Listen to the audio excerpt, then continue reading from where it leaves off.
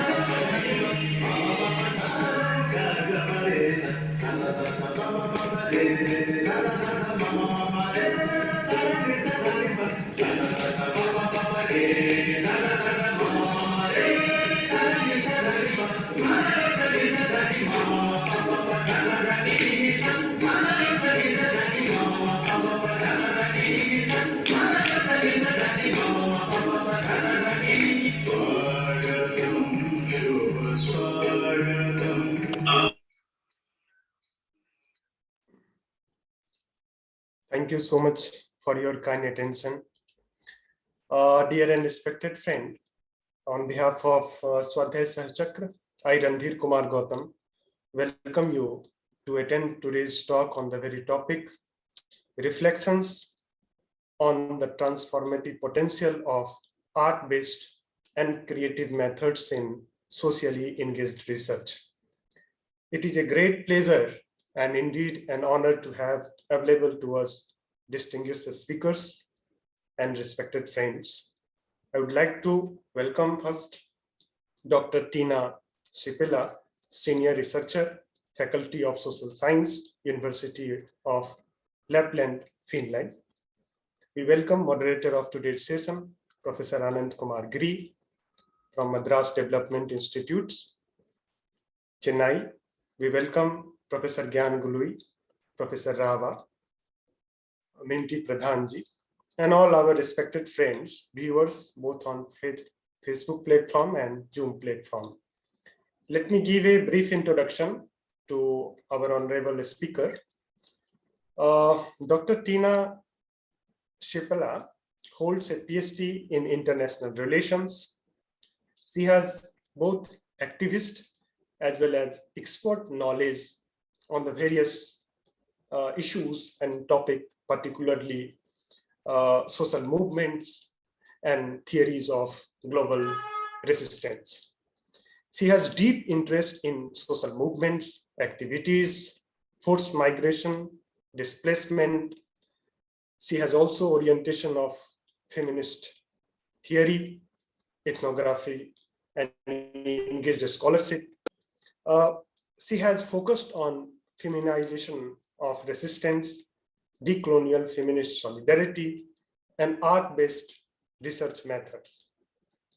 She has engaged in various research in South Asian areas, particularly Bangladesh, Nepal, India. So on behalf of Swadhyay Sahachakra, we welcome you, ma'am, and we appreciate for your kind participation to this Swadhyay Sahachakra dialogue. Let me give a brief introduction of Swadhyay Sahachakra. Swadhyay Sahachakra is a co-learning circle of self and mutual studies. It is an initiative of studying and learning together, self, culture, societies, and the world. Friends associated with this are eager to walk and mediate with new horizons of thinking and new movements of social and cultural change at work in our contemporary world. We study seekers such as Sri Aurobindo, Mahatma Gandhi, Chittaranjan Das, a creative thinker from Orissa, and many others from around the world. We also present our own writings and reflect upon our creativity together. We also invite seekers from different fields of life to share with us their lives, vision, sadhana, and struggles for creating a world of beauty, dignity, and dialogue. We meet every Sunday or sometimes on Wednesday. Today, we are going to talk on the very topic, reflections on the transformative potential of art-based and creative methods in socially engaged research. For a brief introduction of the topic, may I like to invite Professor Ananta Giri sir to kindly give a brief introduction of the topic of the session. Thank you, dear Randhir, and thank you and a warm welcome to dear and respected Tiina, Dr. Tiina Seppälä. And we are grateful to Dr. Tiina for presenting us her work on the theme of art-based and creative methods. And Dr. Tiina refers to potential and reflection on the transformative potential of art-based and creative methods. And we can reflect a bit on potential, what is potential, reality and potential. And the realization of potential is also a process of unfoldment of potential. And so we have reality, and this reality has potential that needs to be unfolded. Similarly, in self and society, we have potentials for becoming different. For example, the contemporary social order, the ordering of self, has many humiliation, many disrespect, and the challenge of potential of transformation is that how do we challenge the logic of domination and disrespect towards creation of relationship of beauty, dignity, and dialogue. Now, socially engaged research, therefore, has many dimensions, and relating to Tiina's work about art-based research method and decolonization. So we can understand socially engaged research also as a research which contributes to decolonization of society, of self, and the perspectives that frame society and self. This afternoon, I have begun reading her edited book, and in the introduction, Tiina and her co-editors, they make a distinction between the post-colonial and the decolonial, which is very significant. Because while the post-colonial is a critique of the colonial, but most of the time it is still in a very Eurocentric colonial mode. And the decolonial interrogates the colonial, and it embraces the challenge of creating something different, building on our own traditions, our own locations. And art plays a very important role in the decolonial, because most of our imagination, as it has been colonized, the whole colonization of imagination, our ways of seeing. So art helps us to liberate us from our imprisoned or colonized ways of seeing and being. But when we are talking about socially engaged research, now the social here is not just social.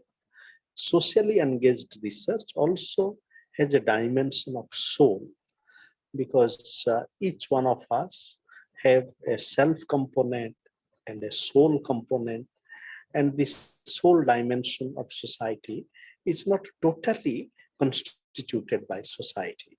So therefore, art and creative method, it recovers that sense of self so that we can realize ourselves with and beyond the way we are constituted and produced by society. So with some of these initial thoughts, I welcome Tiina, please.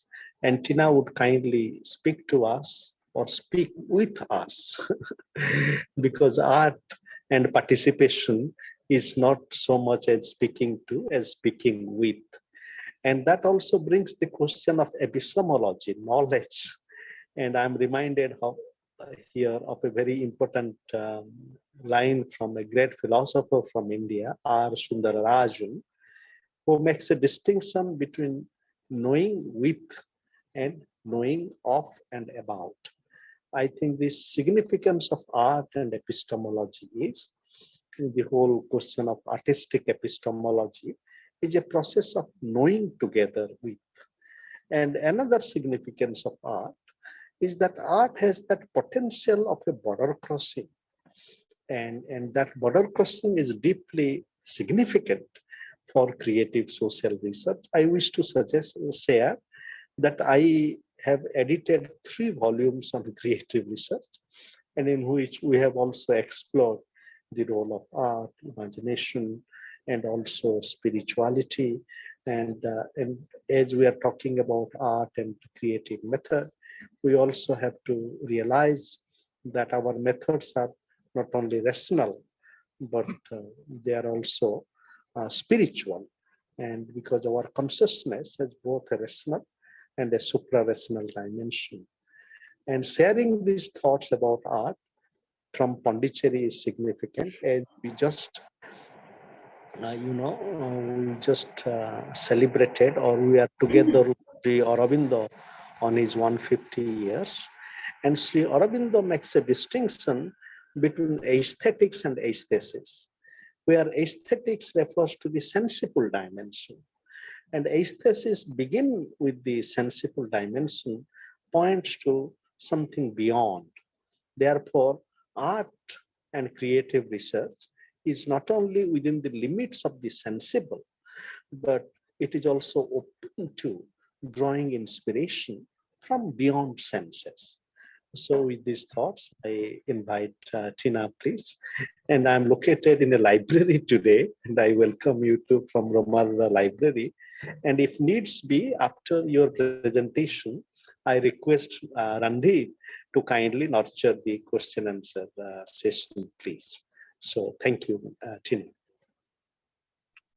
Yes. Thank you so much for this generous and kind introduction and these beautiful starting words and the dance. I really enjoyed. It was a beautiful way to start this session. So I am very honored. I'm very delighted to be invited to be able to speak at this webinar, and I'm very grateful to the center, but also to Professor Giri and also Randhir for all the organization. And yeah, I don't know, I'm just really sort of feeling very honored because I have read a lot of Ananta's work, and he was one of the first persons who really put it in so beautifully about how we actually need to work together collectively and try to lose some of these very individualistic ways of thinking, and all the words that you already said in the beginning of this session. So it really highlights that aspect. And I think that art has this side, that it is really not about only about the spiritual growth of oneself and nurturing the capabilities of oneself, but also nurturing the growth and spirituality in others and with others. And I think that was very, very important point to make and to start this session with. So now if I'm able to share the screen, so I have some slides, and as I mentioned earlier, so I have quite many slides, so we don't have to go through all of these. And please, if you feel that you have some questions in the meanwhile, while I'm going through this, so I don't mind to have some questions also in the middle of the presentation.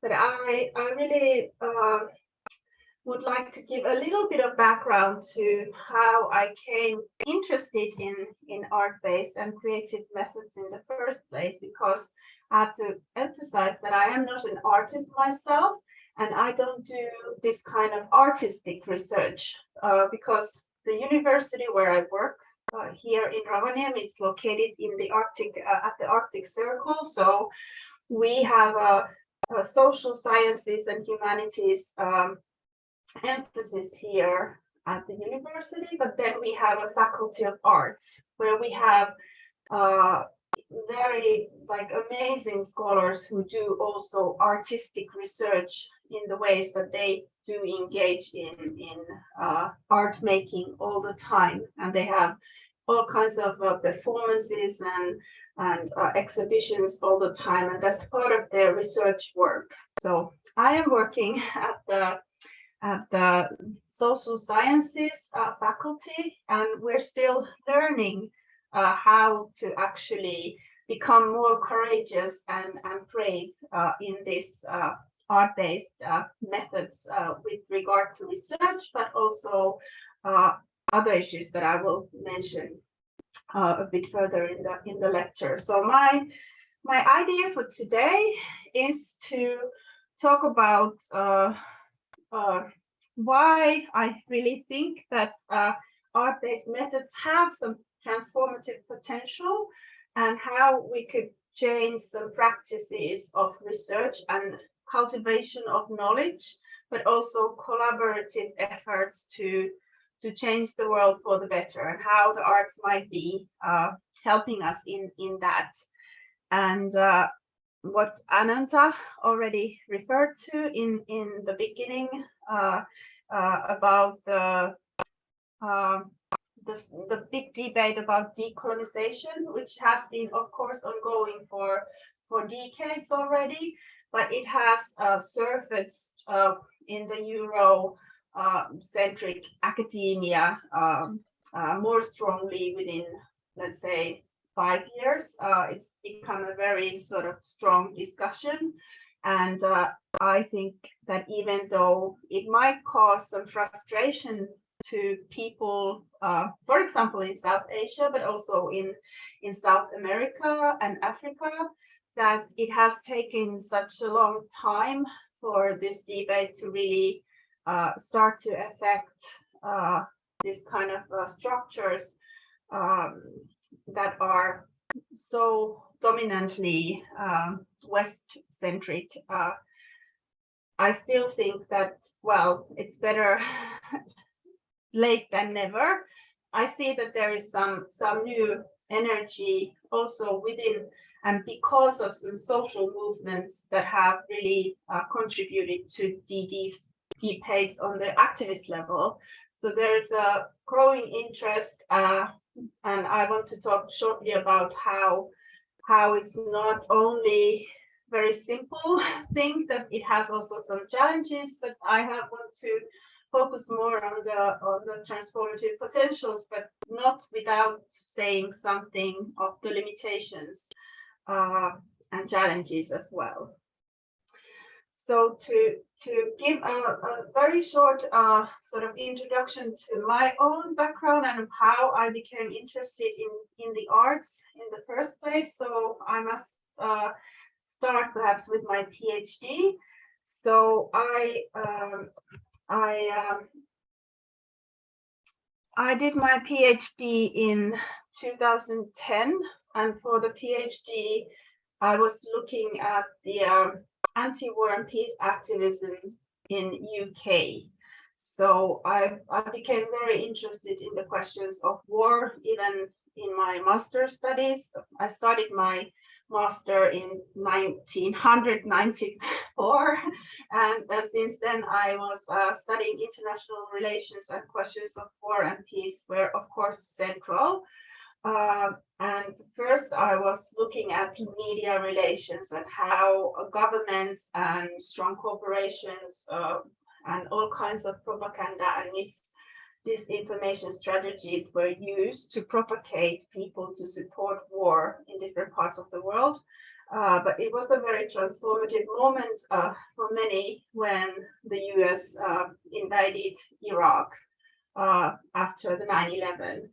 And that's why when also this kind of new anti-war movement started to emerge also in Europe. So after the 80s, there had been a bit of a not so much activism in the anti-nuclear and anti-war movements, and it really was a moment when the US attacked Iraq that people again woke up and thought that this cannot happen and we have to do something about this.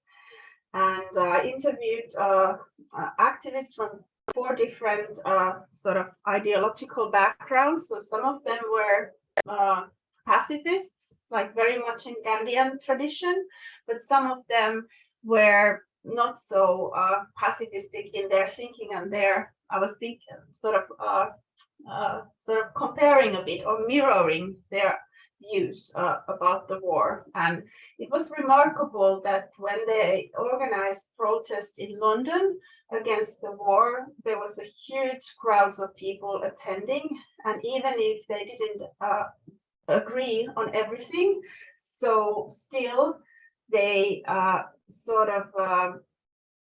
they were able to come together and to state their point of view, that they wanted peace, and they thought that the world's #1 terrorist was George W. Bush.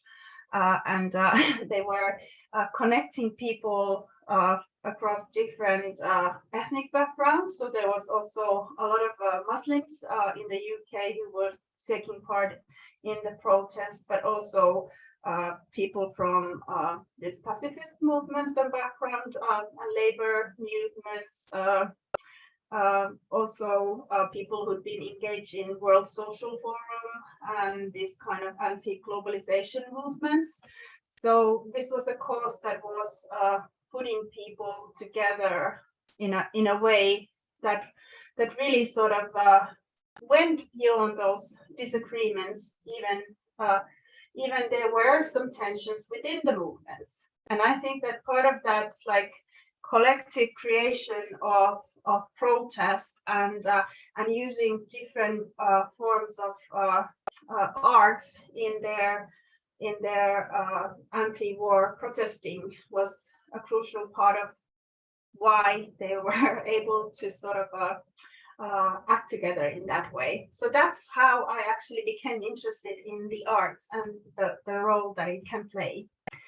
So after that, after my PhD in 2010, so then I worked for a short while in the Institute of the northern culture here at the University of Lapland, and I get to know what we do around here with the northern issues. And we have here, for example, indigenous Sami communities, and who have very sort of very unique kinds of handicrafts and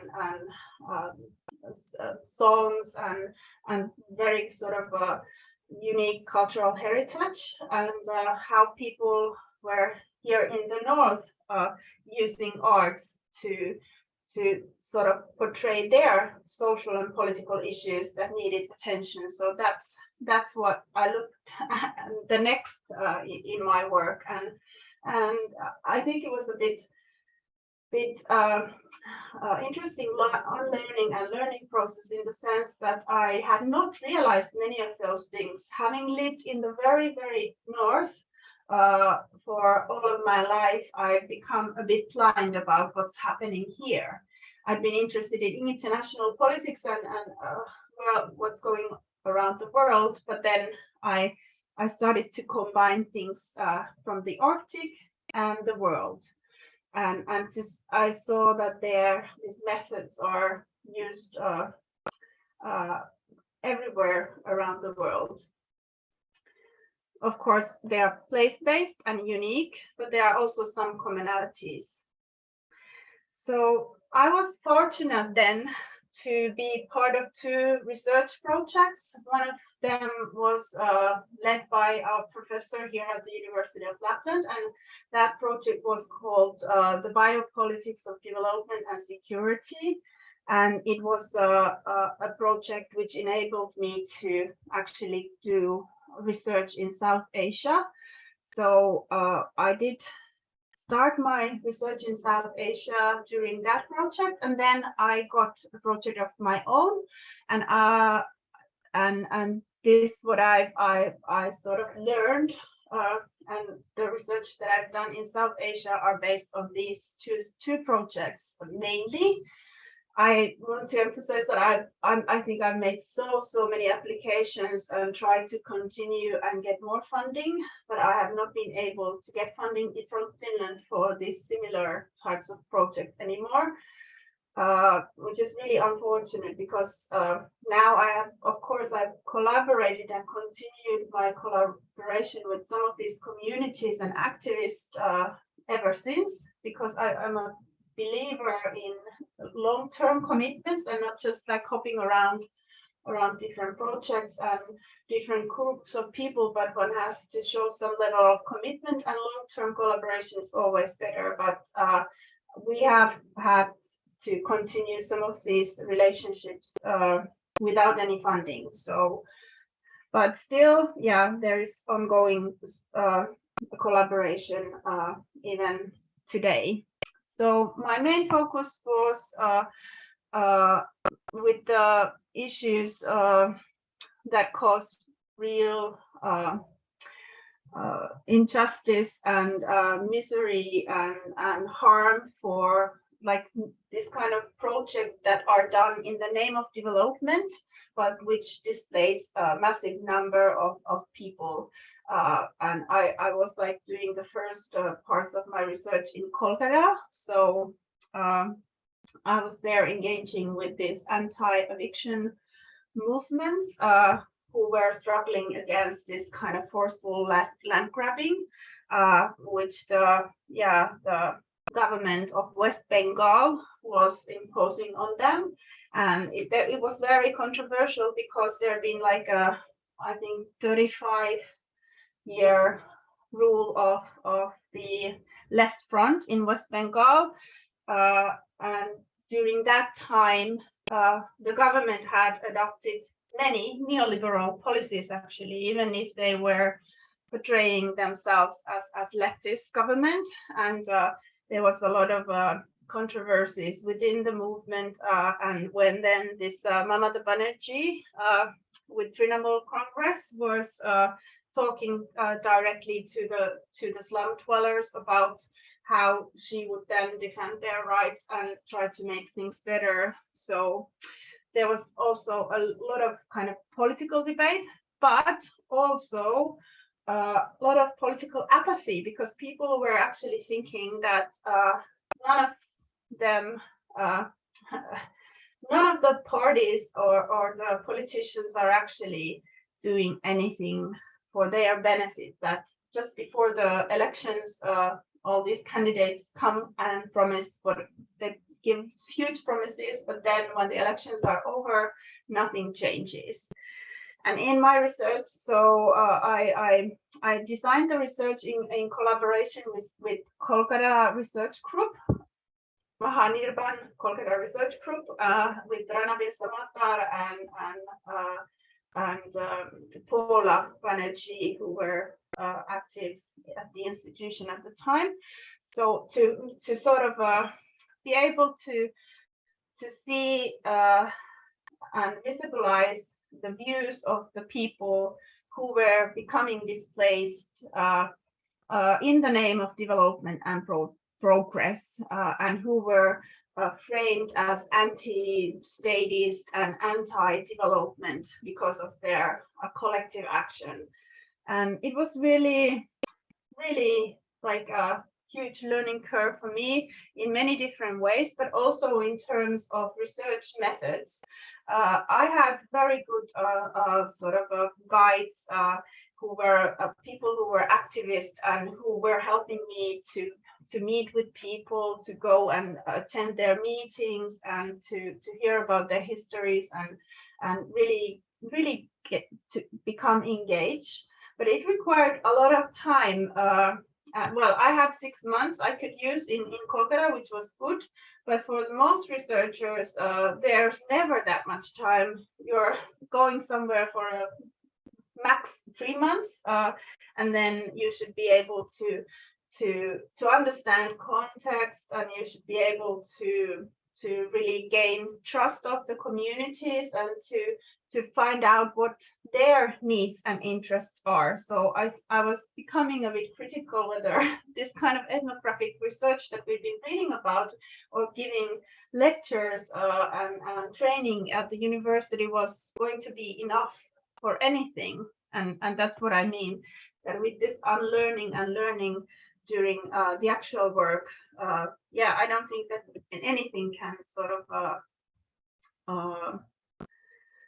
they are not, you can't read it in the books, but you have to be better prepared. And I think that lots of us in the university, we, even in anthropology or related fields, we do not get enough education and training for some of these issues, and also how to sort of try to decenter this kind of academic privilege that we get when we engage with people who are the real experts of their situations and who have the best knowledge of what should be done in order to make things better and to fight these injustices. So here are some pictures from Kolkata, so and the ghost city that was built there because yeah, lots, like hundreds and thousands of people were displaced because of this, for example, this Russia Had New Town project. So people who were cultivating land and paddy and all kinds of vegetables for livelihood. So they were displaced in order to the government to build these luxury flats for the rich people and the middle class. And then the people who were displaced didn't get proper compensations, and they were treated horribly. Toxic waste were poured into their lands if they refused to sell cheaply, and all kinds of very horrible stuff happened. Yeah, so this was from the Kolkata sort of scenery. And in the project, then I also had the possibility to work in Nepal. And in Nepal, there are these organizations that work for women's rights and also slum dwellers movement and the squatters movements in Kathmandu, where the people that I was engaging with, and they were also facing a lot of intimidation from the security forces and police, but to a lesser extent that what happened, for example, in Kolkata, because there people were getting killed and they disappeared. Yeah, people were just doing activism. So yeah, one day you don't see them ever again. So the situation in Nepal, and with the regard of the young slum women who were defending their communities' rights, but also talking about gender-based violence. So their situation was difficult, but a bit better. But some of the issues that they were doing were also much related to things that happened in Kolkata. And they were also using some art forms in their protesting, and they had sit-in. I was able to participate in this kind of sit-in strikes and some media performances, theater, what they were doing to educate people about the situation of the slum women and also women's rights more generally. Then the third context where I visited, this was a bit shorter one. This was only for a couple of months. I have a PhD student from Dhaka. She is Afroza Khanam, and she's studying the slum dwellers movement in Dhaka. So, and she's been focusing especially in the Korail slum, which is the biggest, you probably know that it's one of the biggest slums in Bangladesh. And with her, so then we were doing this kind of ethnographic work together.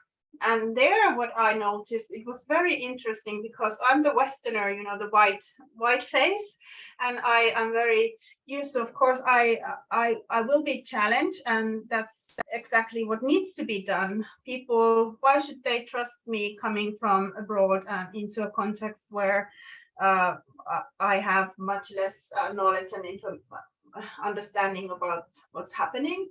But it was very interesting in the Bangladeshi context that actually my PhD student Afroza became much more challenged by the communities in the beginning phase, because she was considered as a middle class, coming from a sort of a family with a university education and still being Bangladeshi.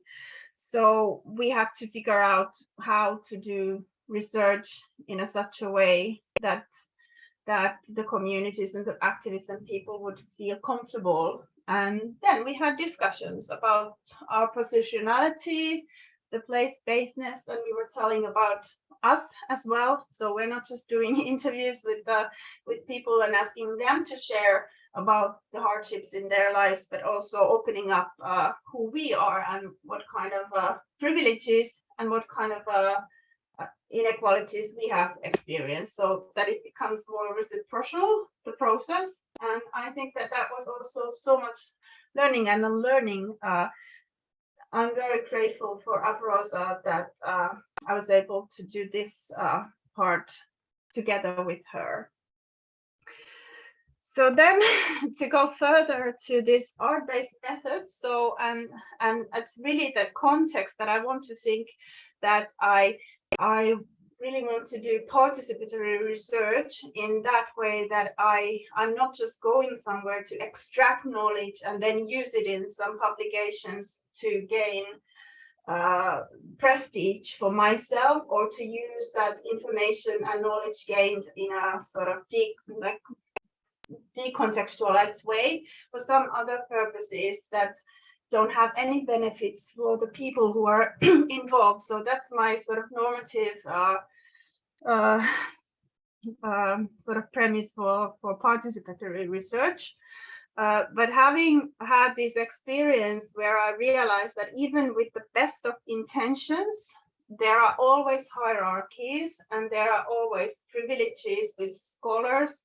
We as university researchers, we don't necessarily we are not even aware of, and that we have to be really careful. And this goes not just for us sort of Westerners, white faces, but it also goes to to others, because there's this caste-based and class-based privileges as well. Academics are usually very often from middle class or richer families than the marginalized communities that they're engaging with. So we have to be very we have to think about these things very actively. So this art-based methods book that we edited together with some of my colleagues, we've been doing similar research but in different kind of contexts, and we came together and we realized that we have so much in common. We have differences as well, but we had different case studies from different parts of the world, and when we started to talk about the challenges and the problems and how we had to how we had been addressing these issues, so then we came with the idea to make this edited volume. And as Ananta was referring in the beginning, so the word decolonization was very central to it, because of course, as I was saying, it's become a very trendy word in the academia, and everybody is using it, but there's now been luckily also a lot of criticism towards the too abstract use of the concept, that it is not really a metaphor, that when we're talking about decolonization, so we are talking about historical injustices which are premised either on historical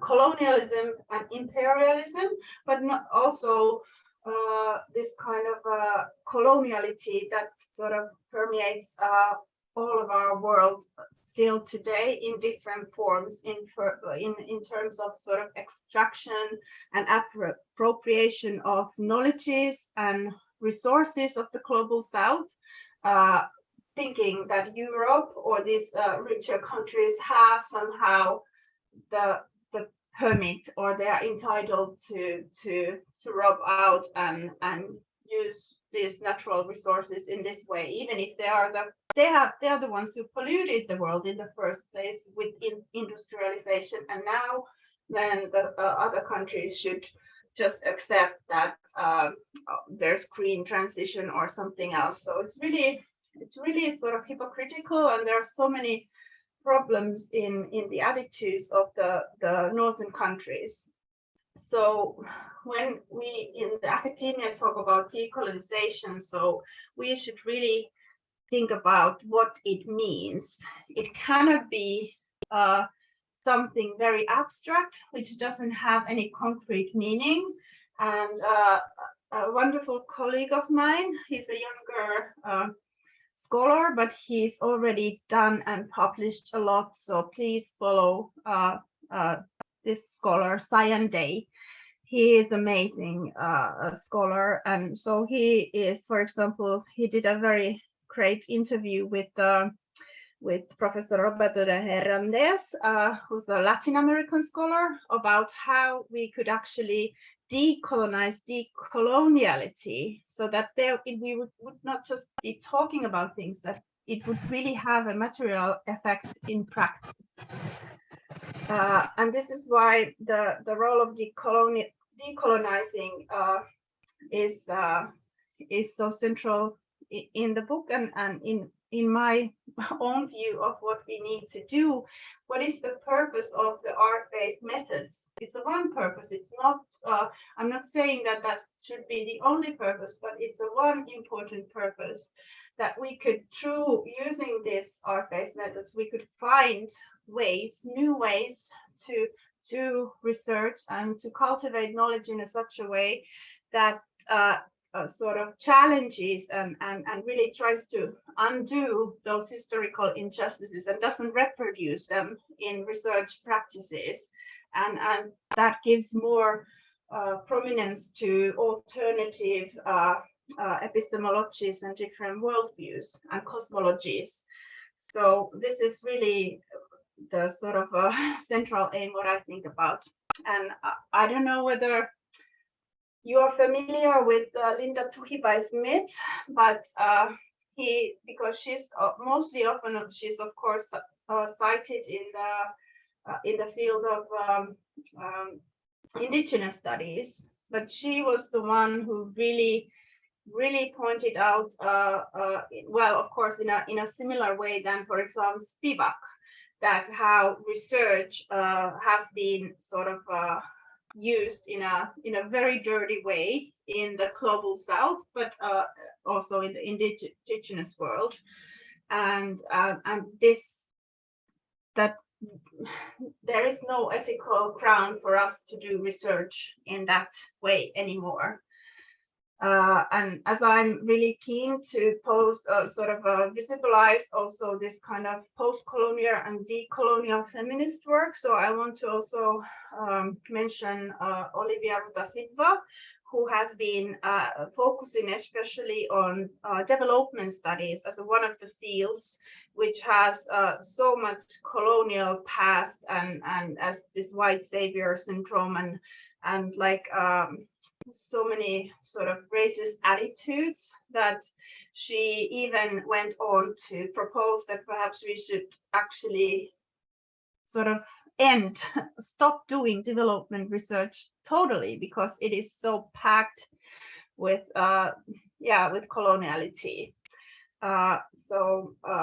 She, in this article on babies and bathwater, so she sort of has a very strong critique of development studies in general, and then she proposes that what we need to do in order to change this, and she says that we need to demythologize and de-silence certain sort of narratives and those knowledges and wisdoms that become sort of sidelined or ignored, and we need to decolonize in an anti-colonial way. And in terms of research, then it requires different steps. And yeah, of course, normativity. So why we are doing this, and why do we want to know what is our sort of purpose? And also we have to sort of think of the ways that how our ontological understanding of the world has sort of been done in the first place, and what do we need to transform in that regard. But what I'm sort of interested here is, of course, the epistemology. So how we can know about the world and what methods we can use, and how we can sort of challenge these kind of really colonial and Eurocentric ways of doing research. And this, of course, it relates, as I was already mentioning, so to many of the things that Spivak has spoken decades and decades about, but they haven't surfaced in all of the sort of theoretical debates until now, and perhaps in a bit different forms. So thinking, if we want to know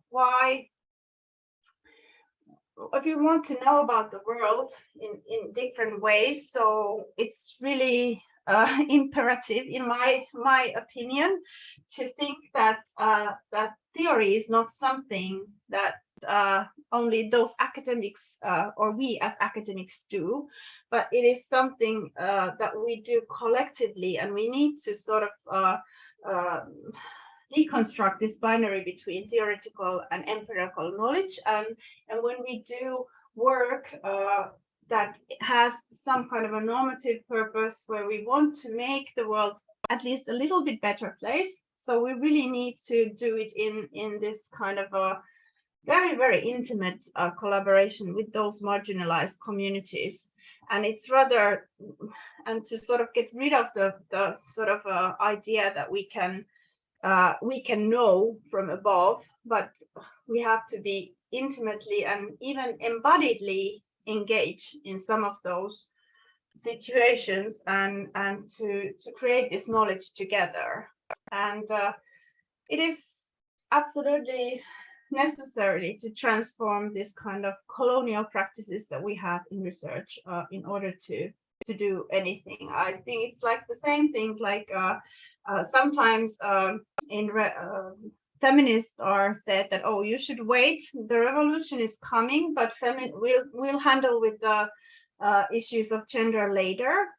But the feminist response that if we're not making the revolution from the beginning, so that's not a revolution that we want, because it will be then built on the same premises of the patriarchy as the previous one. So I think that in the same way, that if we want to change the world by and with engaging people who know about these injustices and who know what to do about them, so we cannot just sort of presume that we have more knowledge and we can sort of dictate from this kind of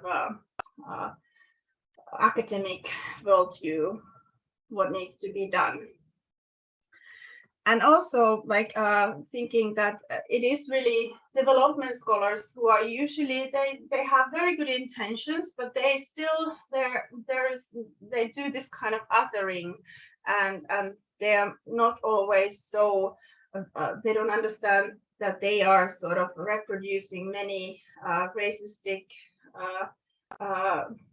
stereotypes in development studies, and also the issues of gender and sexuality and class and caste are often ignored. And one of the famous, world famous feminist, Kimberly Crenshaw, so I think that she is very right to say that if we see inequality as a problem that concerns others, the unfortunate others, so this is a problem. We have to see that we are all involved in this, and that these intersections of privilege and intersections of inequality, they are there at the same time in multiple levels. They sort of interact. So if then we are needing to do research that sort of really pays attention to the voices that have been excluded and marginalized because of colonialism for 500 years and for other reasons also for a really long time. So we need to do different kind of research practices, and we have to try to create more egalitarian relations of power, knowledge, and knowledge power. And this is where the arts is what it comes in.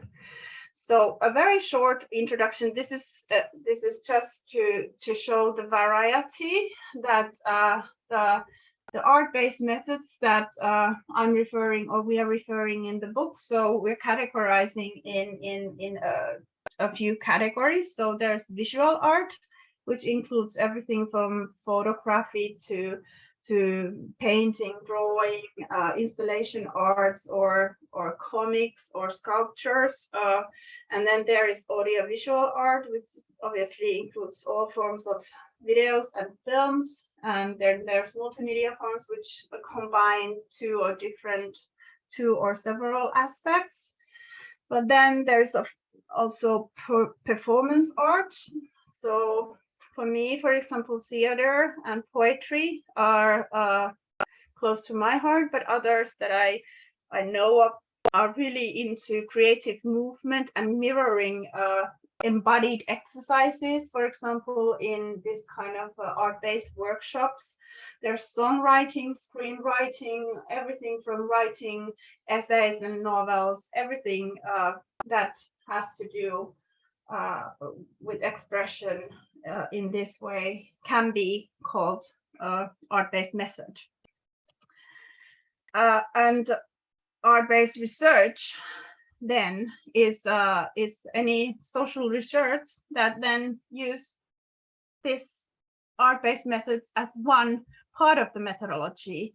And it's very interesting that it's not only about this data collection, but also you can use creative arts and art-based methods when you are doing your analysis. So for example, I have a colleague who, when she reads the research material, so then she writes poems about the text that she has acquired when she was interviewing, or the photographs which they have done in a photograph session. So it can be also part of analysis phase, but also in the interpretation or dissemination of the research results. So it can be used in many different ways. And of course, creativity is context specific. So in this kind of art-based research that I'm talking about, it can be very sort of, you don't have to be an expert of arts to be able to participate and do this. And I think it's really important that, it is not only about the high culture or high arts, that everybody can do some form of art. Like, we can think about what kids do in school, so when they learn about things. So also from my perspective, so my first piece of art was this installation. It's a couple of meters of exhibition in one of the conferences. So I didn't have any sort of experience in doing any artwork, but then I just tried to learn something. So you saw some of these pictures earlier when I was explaining you about the Kolkata research project. So I sort of utilized some of the photos that I took, and and portrayed them in this neoliberal US dollar context. So that was my first take on making art myself. And then photographs is something that I do. I'm not a professional photographer, but I think that this is something I can use to express some of the things that I feel, but also some of the things that the people that I engage with have told me and shared with me in a dialogue. So I feel that this is what encouraged me to do, for example, this participatory photography workshops in Nepal. So we did it with 2 different groups of women. So we were taking photographs and then learning how to take photographs, and then there was some assignments about to portray their daily lives in the slum context, but also about their daily forms of activism that they were doing. And then we have reflective discussions, and we decided not to publish those photographs anywhere because they wanted to take them freely. So like in many photo voice project, people usually publish the photos. We decided not to, because it was more confidential in that way, and it helped us to discuss many and learn about each other's between the researcher and the participants, but also between the activists. They were sharing and learning from each other's through this process of taking photos, and it was really transformative in many ways. In the book, I have one chapter about this. So just to briefly sort of, just to make a summary about why I think, in my experience, that what are the benefits and opportunities, what's the transformative potential in art-based methods for this kind of research, is that when you do that, from the beginning, you have to make it in such a way that you have a clear moral commitment to the people and the communities that you're working with.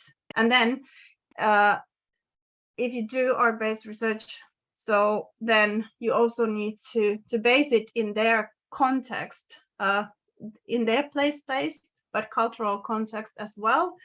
And then you need to really cherish and embrace this kind of practices and principles of respect and dialogue, and to also critical reflection.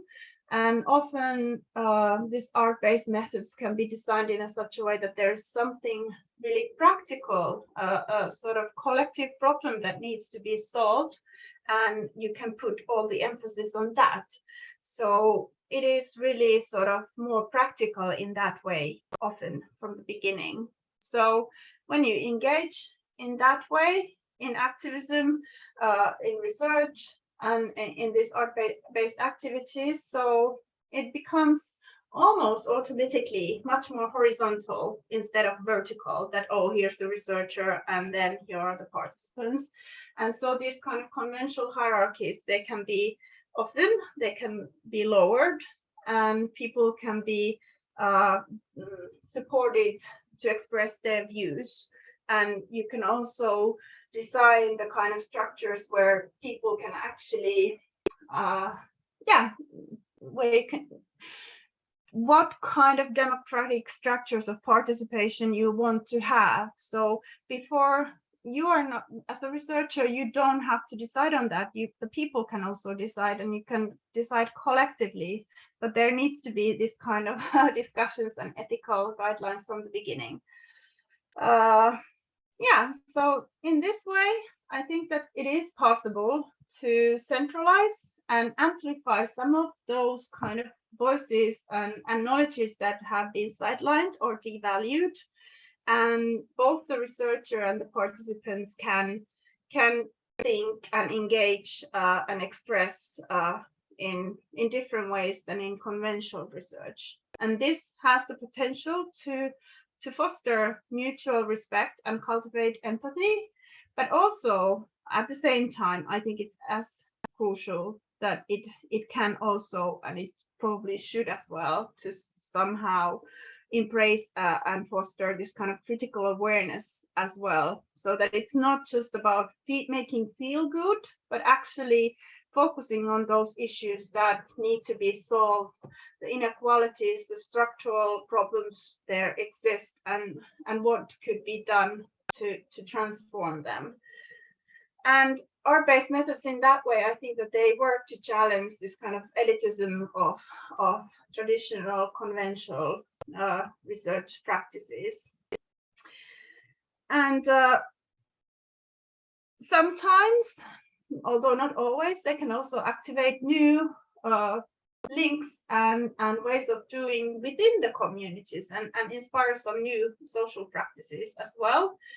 And they may enable people to share their emotions and to hear and understand what the others are going through, which then of course is a good starting point for collective action.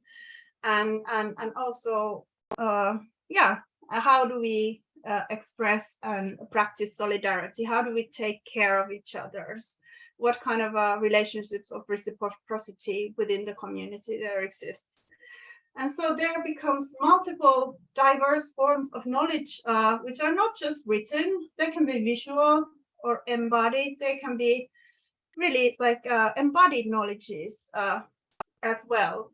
So I think that these art-based methods are that's really that's why they have something other than some of the other research materials. But just to conclude, so I have to say that the art-based methods do have also limitations, and we cannot expect that everybody could be willing to participate or conduct art-based research, because it does necessitate some forms of skills and some forms of courage, flexibility, and really, really strong emphasis on these ethical considerations and critical reflections on the positionality and privileges of the scholar who's doing this research, and also understanding the context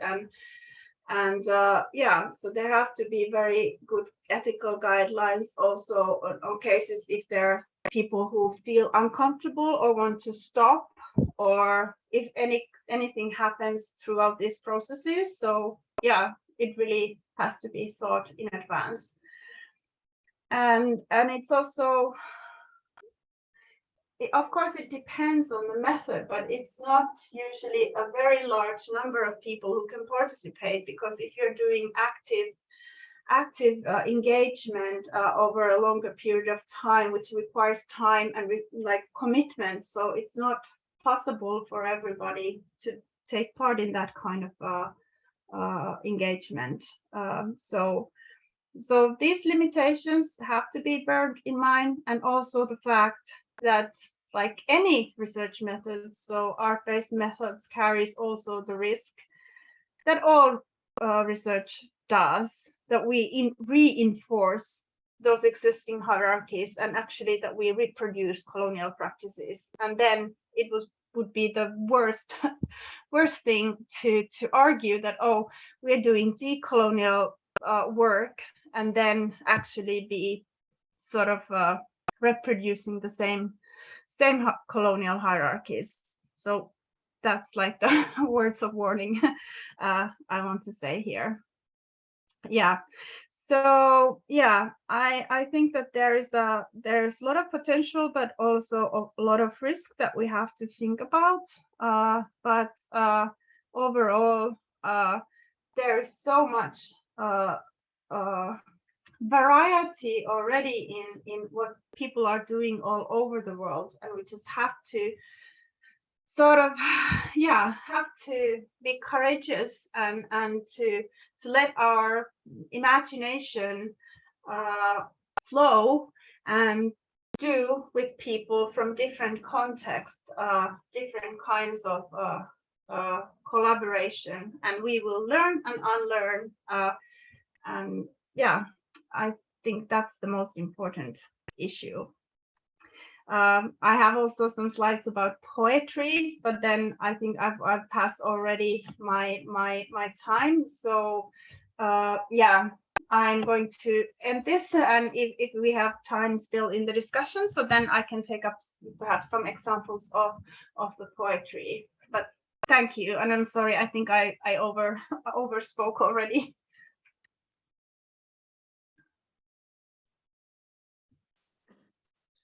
Thank you so much, Dr. Tiina. It was really a very excellent presentation. And you really beautifully expressed the three important contexts around which your participatory engagement of research began. And you really mentioned the problem of identity in the field. That is very important. And Linda D. Smith is one of my favorite thinker. Because of her contribution, we developed a kind of clinical gaze of understanding anthropology in the field. And you really beautifully articulated the significance of theory. Theory is also collective work. It is not individual or arbitrary expression of the reality. And beautifully, you not only mentioned the opportunity, but also limitation of art-based method. So, dear and respected friend, if you have any question, please indicate me in the chat box. So first, I would like to invite Dr. Gyan Gului to give a brief comment on her presentation, and also if you have some question, please ask.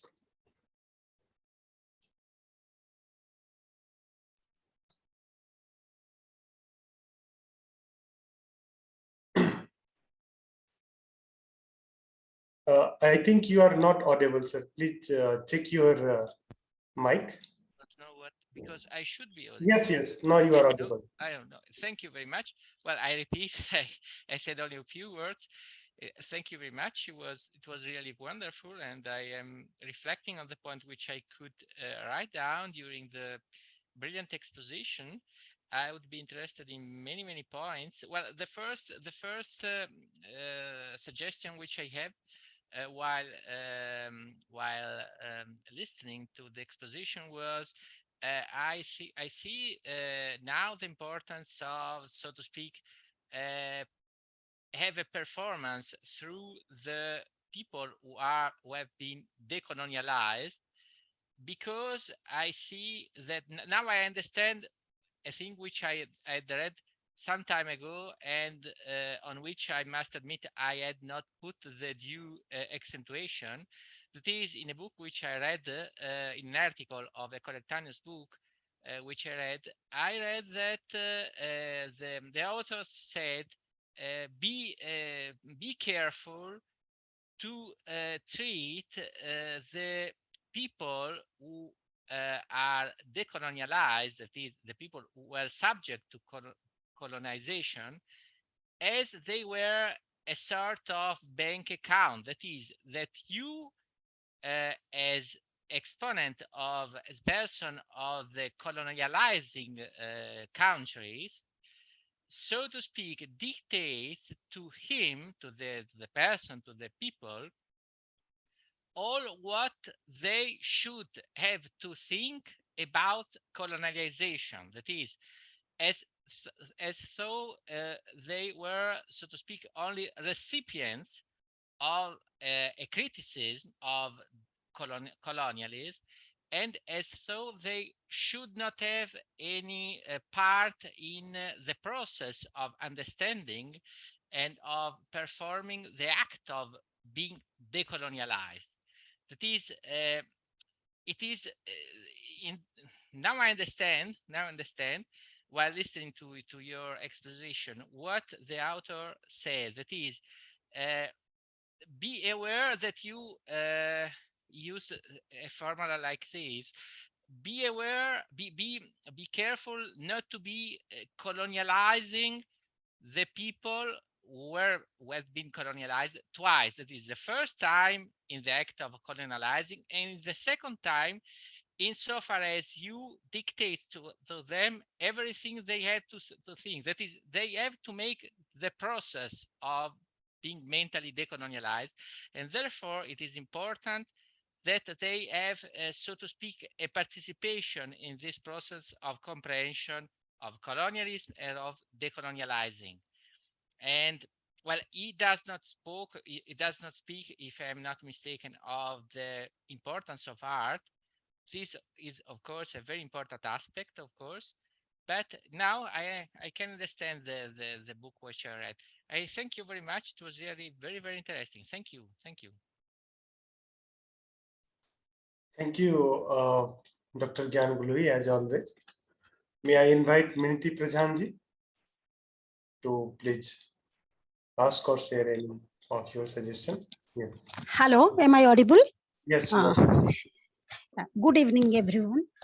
First, I would like to thank Madam Tiina Seppälä for sharing her wonderful work with us. We had many insights. So I have just noted a few observations. First, I would like to talk on that. Ananta bhai also was telling about decolonization, and Tiina ma'am also was telling, no, it is not a metaphor. It should be undone and reconceptualized. In our Indian context, now actually, no, the efforts have started. As you just taken one example in creative writing side, like English poems. It was like, no, before the theme was English, the language was English, like that. So now what is happening? There are local themes, there are indigenous themes, but in English language. There is a effort, no, little bit to decolonize the thoughts and to be the self-sufficient on our own.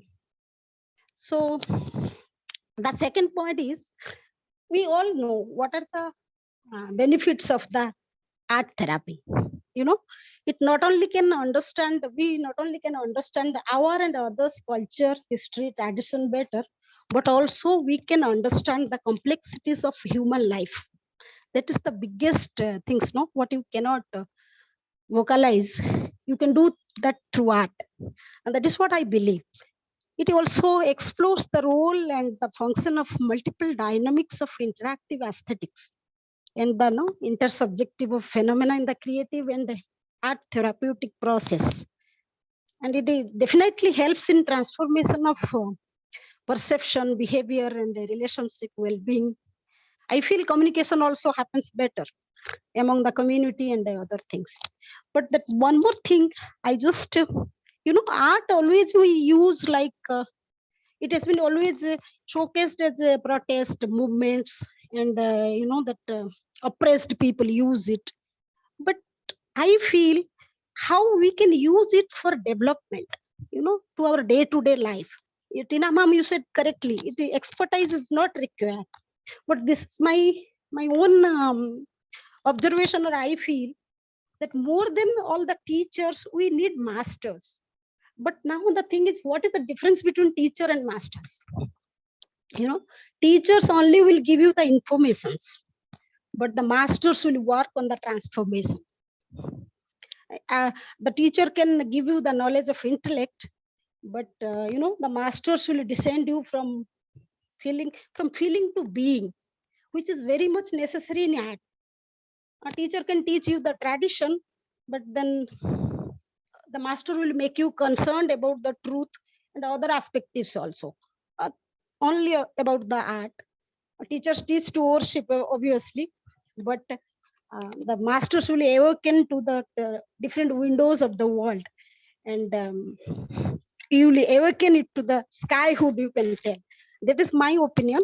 If you have any comments or any, then you can tell us how we can use it more for development. What we see in our education system, maybe in kindergarten level, there is some artwork. Maybe in higher level, when you go, there is some artwork in the studies as learning, but in between, no, it is all missing. I mean, which is very vital for a development and to be as a society, and for the improvement of. So, any comments on this? And thank you for the opportunity. Next, Winston Churchill.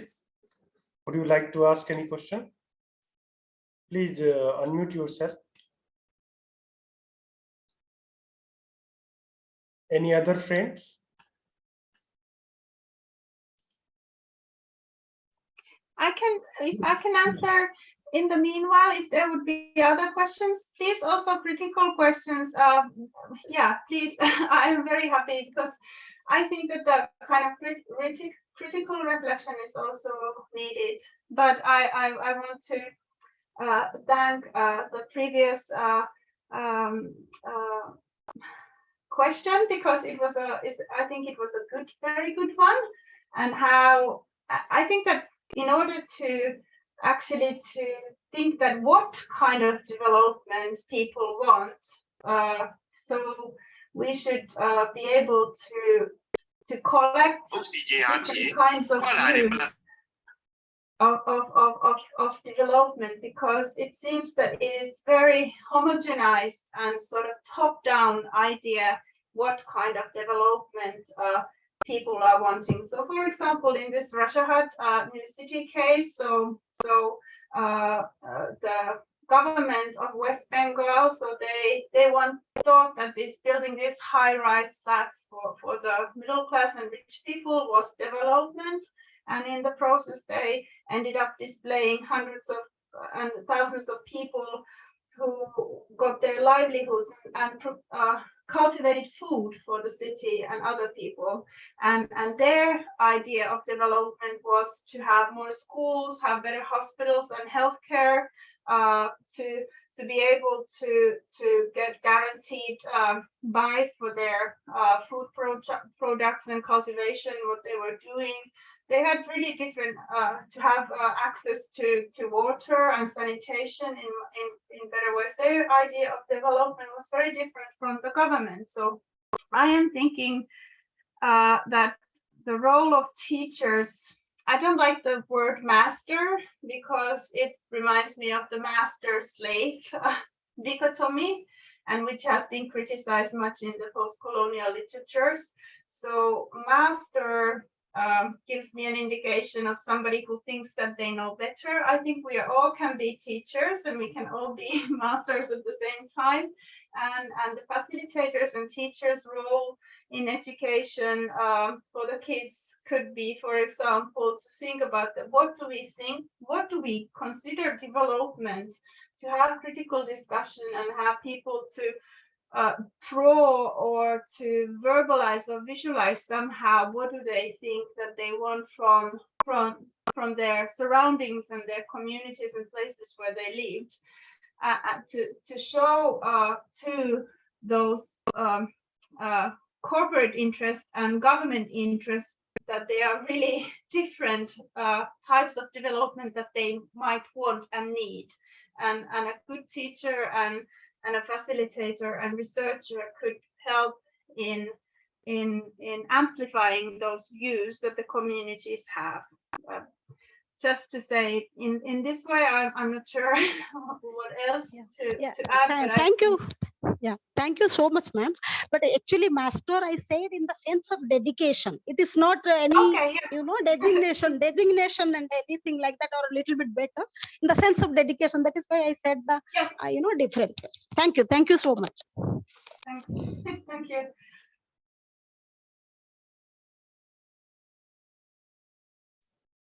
Yes. Any other friend?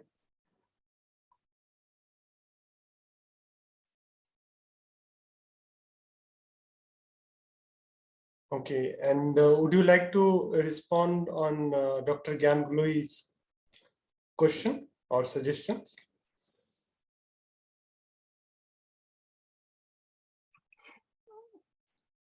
Well, yeah, I think that was a good thing to point out.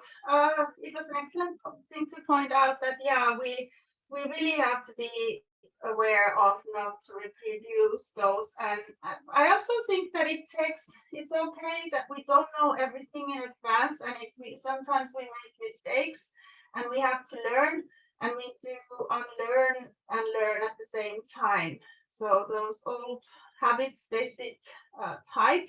And because the training of social scientists, for example, it's been premised on those old ways of thinking. And also I think that in education, so for a long time, teachers they were taught to teach in that way, that they are the ones who know, and they just pour the information into others' head, and not to actually engage and think that the teaching is a two-way process where both everybody is learning and sharing their knowledge, and that everybody is building on that, that it's not just one who knows and teaches the others, but that everybody has knowledge, and when we talk about it and share it, so it becomes more somehow.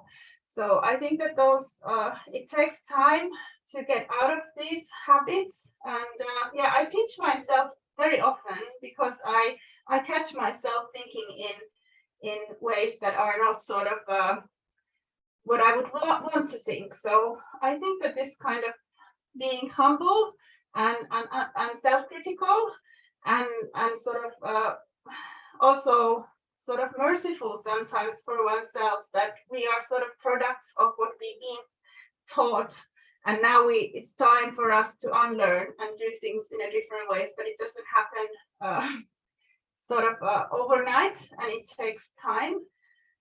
But there has to be a real commitment and real efforts, and sometimes it's painful, and sometimes it's very frustrating as well. And but then if there's enough like-minded people who support each other and give sort of encouragement, so I think it can be done. And with the activists, I think that in the world of activists, if I would be just seeing scholars and researchers, I think I would sort of give up my hope. But since I've been engaged with so many activists in different countries and in different areas of activism, so it really gives hope. I think that there are so many people who are doing and sacrificing a lot in their daily lives, doing double and triple work. They're taking care of their families, they're doing activism, and they're doing work and engaging in different ways. So I think that there is hope for the humanity in the end. Okay, one of our viewer from Facebook, he is asking, what is the future of post-colonial thought? Yes. That is a very good but very, very complex question, and I am not sure whether I would be the person who would be able to answer, but I can give some reflections. I think that like Ananta was mentioning in the beginning, so this kind of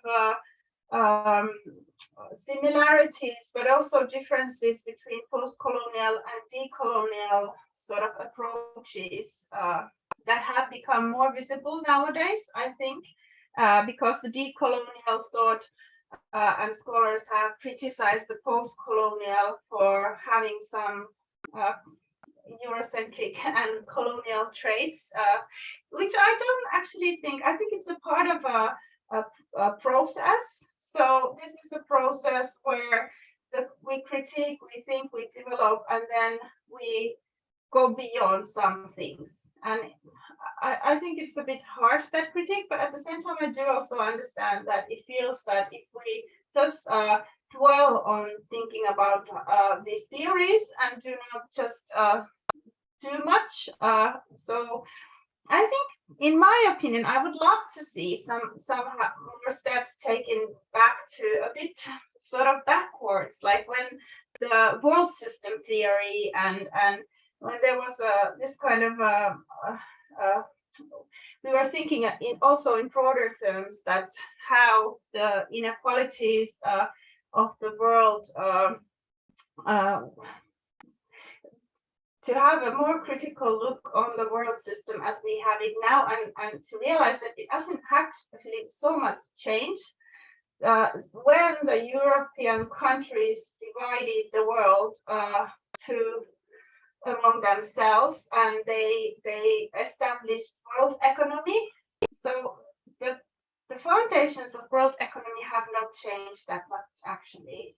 If you look, they're based on the same premises, and as long as we have these really huge structures which are based on historical injustices, so I think that there will be always room for post-colonial criticism, but also the sort of grassroots level micro actions that, if there's enough and varied actions against the injustices, then it starts to crumble somehow.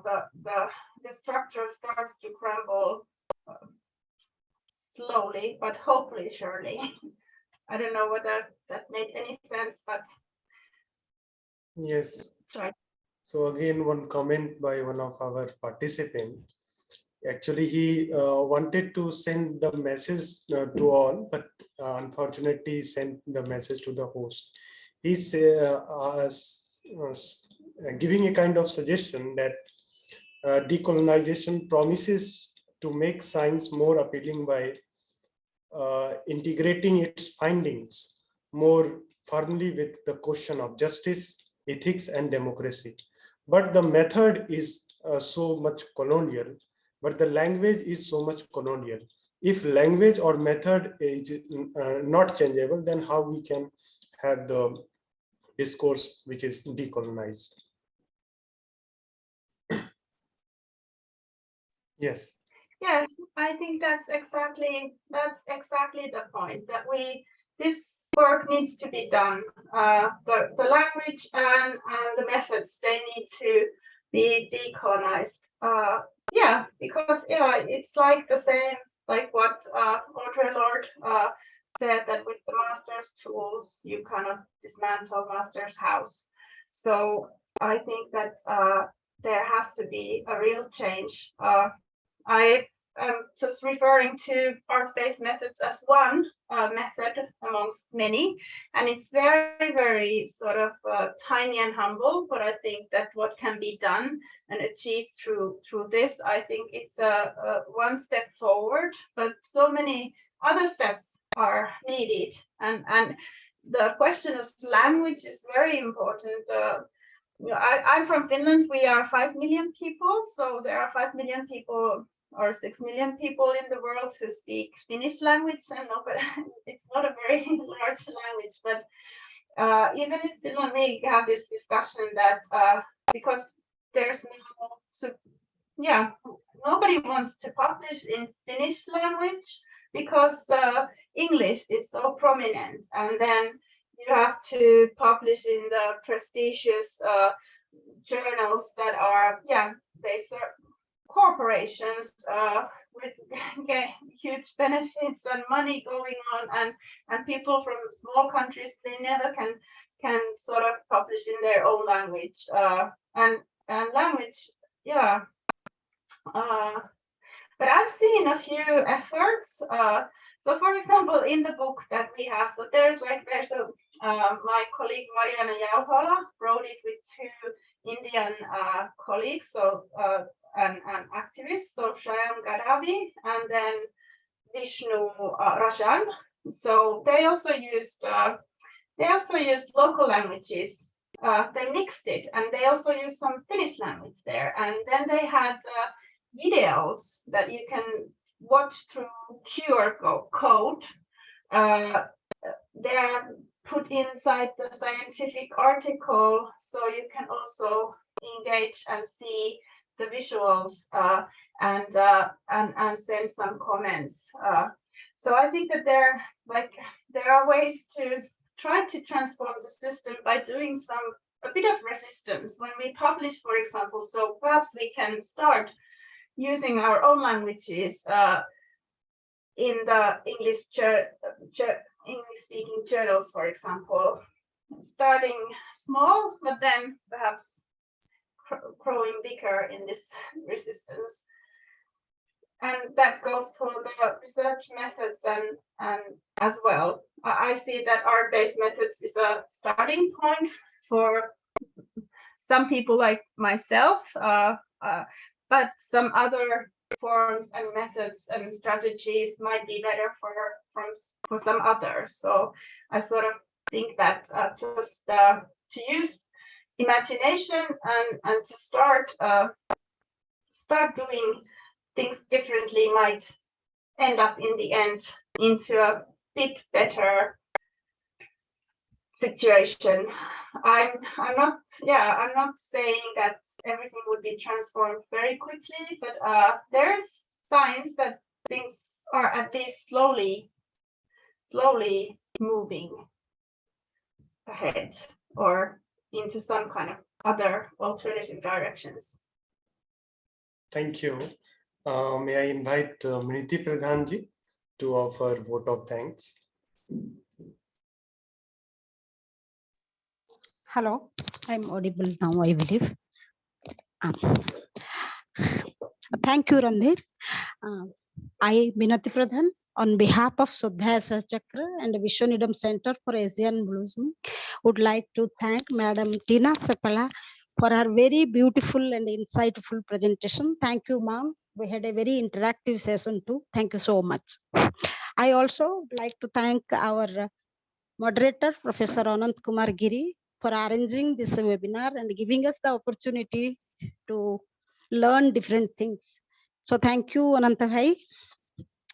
I also would like to thank Professor Gyanluigi. As always, his insightful thinking, opinions, and comments, and all other participants who actively engaged in asking questions and listening actively. So I thank you all. At the end, I would like to thank our convener, Randhir Kumar Gautam, for arranging everything and doing everything so meticulously as always, and being so active host. And thank you, Randhir, for everything. And thank you all. Pardon me if I have forgotten anybody's name. I would like to thank all our Facebook and Zoom platform participants to make it very interactive. Thank you all. Thank you. Thank you. Namaste. Namaste. Thank you, everybody.